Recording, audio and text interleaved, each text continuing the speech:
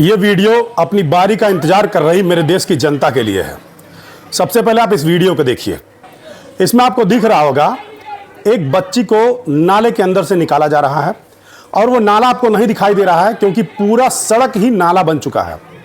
ये नज़ारा गोरखपुर का है और गोरखपुर में हल्की बारिश पर भी जल जमाव हो जाता है।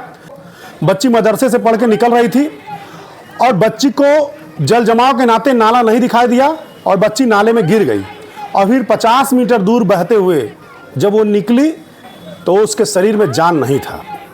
दूसरा दृश्य देखिए, एक युवा उस बच्ची को लेकर बदहवास सड़क पर भाग रहा है और ये सड़क कहाँ की है? ये सड़क जिला अस्पताल गोरखपुर के सामने की है और फिर इसी सड़क से भागते हुए वो युवक उस बच्ची को लेकर के जिला अस्पताल के परिसर में जाता हुआ दिखाई दे रहा है। उस बच्ची की जान नहीं बची। तो सबसे पहले इस बेहद दुखदाई घटना में इस बच्ची के लिए मेरी संवेदनाएं हैं। इसके माता पिता के ऊपर क्या गुजर रहा है, वो जिस भी ईश्वर को मानते होंगे मैं उनसे अनुरोध करूंगा वो उनको शक्ति दे इस दुख को बर्दाश्त करने का। लेकिन इस घटना की जिम्मेदारी तो लेनी पड़ेगी। पहली बात, उत्तर प्रदेश के मुख्यमंत्री योगी आदित्यनाथ इसी गोरखपुर शहर से आते हैं और उत्तर प्रदेश में ये दूसरी बार है कि वो मुख्यमंत्री बने हैं।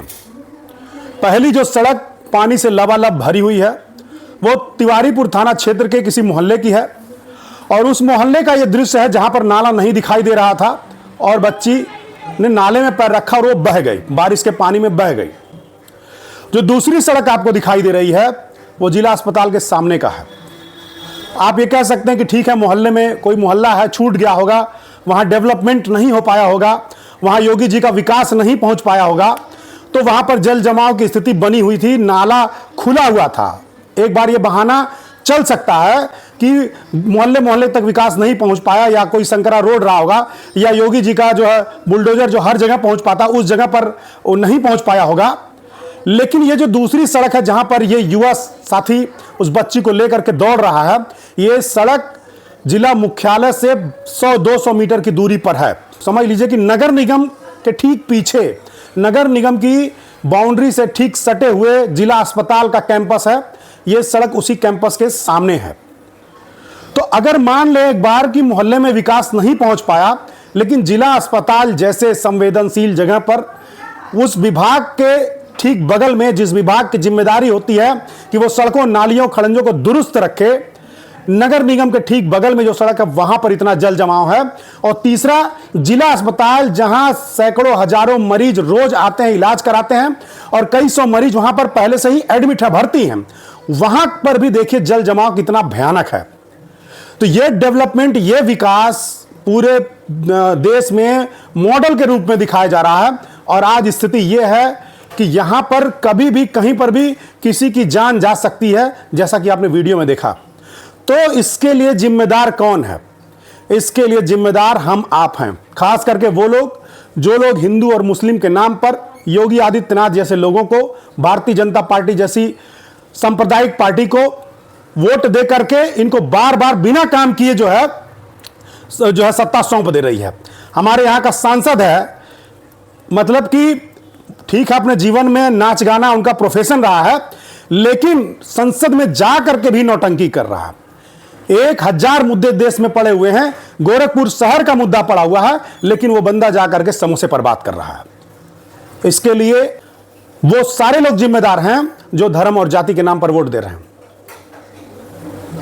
आप अपनी बारी का इंतजार कर रहे हैं कि कब आपका बच्चा ऐसे नाली में गिर करके मरेगा या कब आपका हाथ पैर नाली में गिर करके टूटेगा या कब आप गिर करके मर जाएंगे, इस बात का इंतजार कर रहे हैं। यह बच्ची किसी की भी हो सकती है, यह हादसा किसी के साथ भी हो सकता है और इसकी सीधी सीधी जिम्मेदारी सरकार की है। गोरखपुर शहर का मुख्यालय जब जल जमाव से ग्रस्त है तो बाकी क्षेत्रों का क्या हाल होगा? सड़कें बन रही हैं, निर्माण हो रहा है, लेकिन जब मैं शहर को देखता हूं तो शहर आज भी कुछ डिवाइडरों को बार बार तोड़ करके उसी डिवाइडर को फिर से बना करके फिर से रंग पोत करके चमकाया जा रहा है। बिजली के पोलों में झालर लगाया जा रहा है। जो बेसिक इंफ्रास्ट्रक्चर है उसके डेवलपमेंट का कोई काम नहीं हो रहा है। गोरखपुर को छोड़ करके अगल बगल के जिलों का कोई डेवलपमेंट नहीं, जीरो डेवलपमेंट है और यही कारण है कि सारे लोग भाग के गोरखपुर में आ रहे हैं, गोरखपुर ओवर क्राउडेड होते जा रहा है। और अगर यह जल जमाव का सड़क आप देख करके ये समझ रहे हैं कि ये कोई एक सेलेक्टिव जगह है और उस जगह को उठा करके आपके सामने इस वीडियो को दिखाया जा रहा है, तो आप इस वीडियो को देखिए। ये वीडियो मैंने खुद बनाया है। ये गोरखपुर शहर से मात्र 12 किलोमीटर दूर रामनगर कड़जहां चौराहे का है। उस चौराहे से आप बाएं जाएंगे रामनगर कड़जहां गांव में, तो वहां का ये सड़क है। ये दुर्दशा है, किस तरह से चारों तरफ से सड़कों को इंक्रोचमेंट कर लिया गया है दबंगों के द्वारा और सड़क नहीं बनाई गई है। ये हाल है। और ये जब आप शहर से थोड़ा सा दूर हटेंगे, टूटी फूटी सड़क और इस तरह का बदहाल स्थिति आपको दिखाई देगा।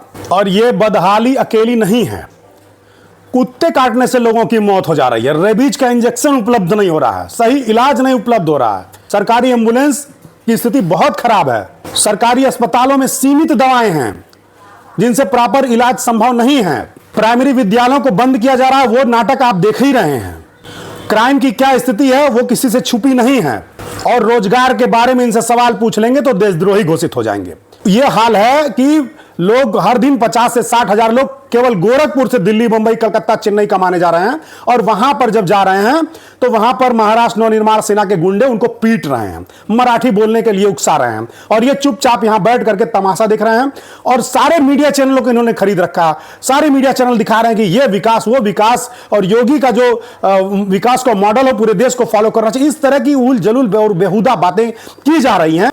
और इस मासूम बच्ची को जिस परिवार ने खोया है, उस परिवार में अपने आप को रख करके देखिएगा, तब आपको समझ में आएगा कि क्या होता है परिवार का दर्द। और ये बात जिनके पास परिवार नहीं है वो लोग नहीं समझ सकते हैं। वो भले डायलॉग बोलें कि पूरा 140 करोड़ भारतवासी हमारे परिवार हैं, लेकिन वाकई में तुम्हारे पास कोई परिवार नहीं है। टोटली इनसेंसिटिव लोग कुर्सियों पर बैठे हुए हैं जिन्हें कोई लेना देना नहीं, आम आदमी से कोई लेना देना नहीं है। आम आदमी की जिंदगी उनके लिए मतलब कि कोई मायने नहीं रखती है। बहुत दुखी हूं इस हादसे के बाद से, और मेरी पूरी संवेदना है परिवार के साथ। बच्ची के लिए मेरी विनम्र श्रद्धांजलि है। इसी के साथ ये वीडियो समाप्त करता हूं। उम्मीद करता हूं कि आप जगेंगे, सवाल पूछेंगे और वोट सोच समझ करके देंगे। बहुत बहुत धन्यवाद।